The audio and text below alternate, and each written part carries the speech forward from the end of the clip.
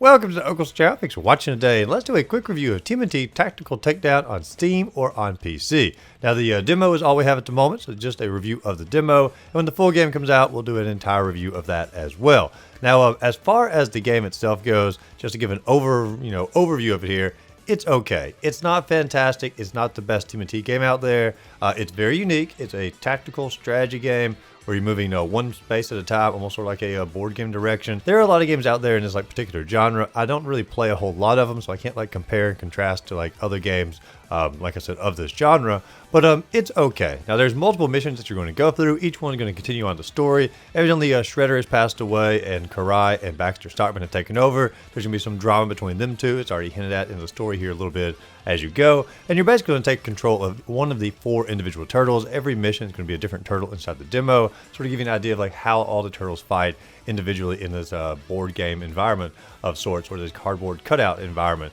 And there's going to be 2 meters at the top. One's going to be your HP, and the other one's going to be your stamina. And you have 6 little dashes or 6 little ninja stars in your stamina here. And every time you make a move, whether it's going to be moving a space of just simply your turtle itself moving, or actually doing an action as far as using your nunchucks. Well, we're going to talk about Michelangelo first here. Using your nunchucks or using a kick or anything like that, that's also going to take away one of your stamina ninja stars. And so you're going to have to figure out a strategy, how many spaces you want to move in order to get your attacks in, and then also when you want to back away, because after your turn is over, all the enemies on the screen, they have an opportunity to move, and you want to have enough space where they're not going to be able to attack you too easily inside the environment. Now, when you play the full game, you are going to be able to customize what your loadout is going to be as far as which moves you're going to be able to do for an individual turtle. Before the demo here, all of that is already chosen for you. And so for Michelangelo, you do have your nunchucks here to attack your enemies. When you kill off an enemy, you actually move into the space of the enemy that you've taken out. And you also have a kick where you can try to knock them off the edge, things like that. And you also have a special turtle meter as far as calling in your teammates here in order to do an extra special move from them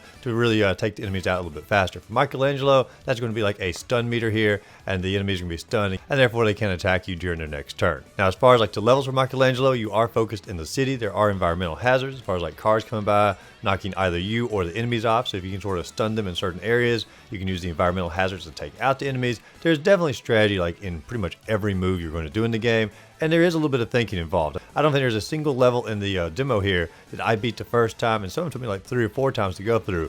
The demo, I guess I'm sort of ashamed to say, took me 2 hours to get through the demo here. I wasn't the best at the game, and you might be better at it.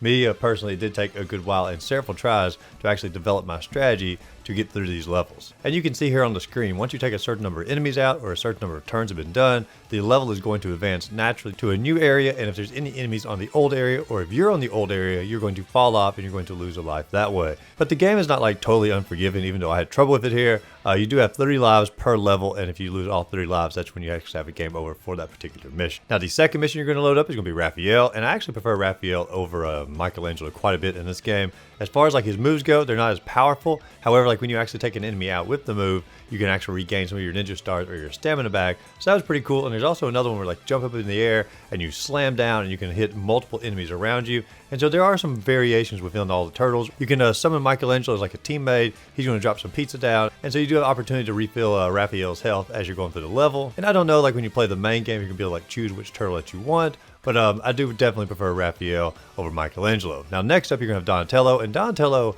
is probably the most strategy-based character you're going to have, because for his weapon, you have the bow. And so you can hit multiple squares in front of you instead of just simply one. And you also have a little shock pad you put out. It's different than Michelangelo's shock, where you just simply stun them for one move. You actually put a shock pad out in front of you, and if an enemy lands on that, they are frozen. This is fantastic as far as sort of trapping them in an area.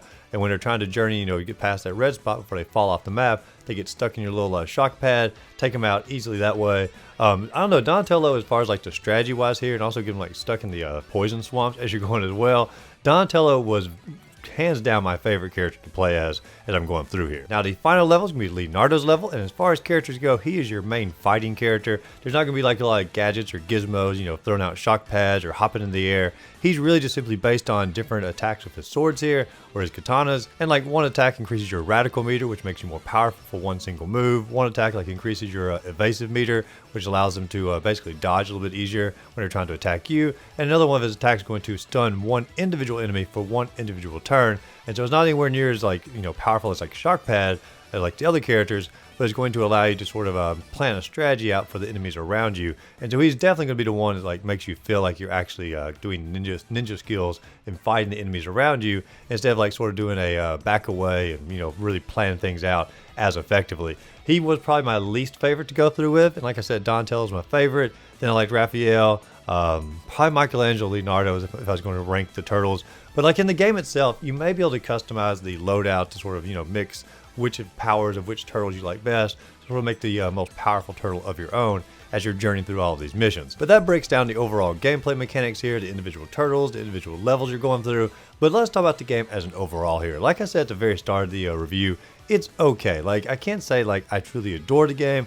Like I said, I don't play a lot of the games in this particular genre, but as I was going through it, like I was just kept thinking to myself, this would make a really great mobile game. And I know like a lot of people are turning against mobile. There are some good mobile games out there, but this just feels like a game you could pick up if you have like a few extra minutes, maybe play through one of the missions, accomplish that, and sort of customize your turtle as you're going through. I don't want like a pay to play or anything like that, or in-app purchases, none of that. Just simply make this game on like Apple Arcade, or just simply charge a few dollars for it and let it be a one-time fee game. And I really feel like it would do a whole lot better, because it just feels like it is basically created for touchscreen. It would do fantastic with touchscreen. I can't imagine it doing very well with a controller, so I have doubts it will be ported over to the PS5 or maybe Nintendo Switch, because it is touchscreen. But I don't know, like as a PC game or a console game, I don't see this game being very successful, and I feel like it really slows the pace of it down, and I don't feel like it's a game that people want to sit and play for hours on end. I feel like it's a game you're going to want to pick up, play a mission, advance your character a little bit, customize as you go, and just sort of small bursts of play for this individual game. I don't know what their plans are as far as like what they're going to do. All it's announced at the moment is for Steam, and I feel like that's going to be a massive mistake for the game. And I really don't think you're going to find a lot of success as that. Converge over to mobile, and I think you're going to get a large player base. And if it's on mobile, I will probably give it more of a chance. And I don't play a lot of mobile games, but if it's on mobile, that's probably going to be my greatest chance of really diving super deep into this game. But did you play the demo for TMNT Tactical Takedown? What was your favorite part of it? Let me know in the comments down below. And are you interested in this type of Turtles game, or do you want to go back to a beat 'em up or an action style game? Let me know in the comments down below as well. And if you enjoyed the video, be sure to like and subscribe to the channel. Check my other videos listed above, and go out there, find a great game to play. Simply have a great rest of the day.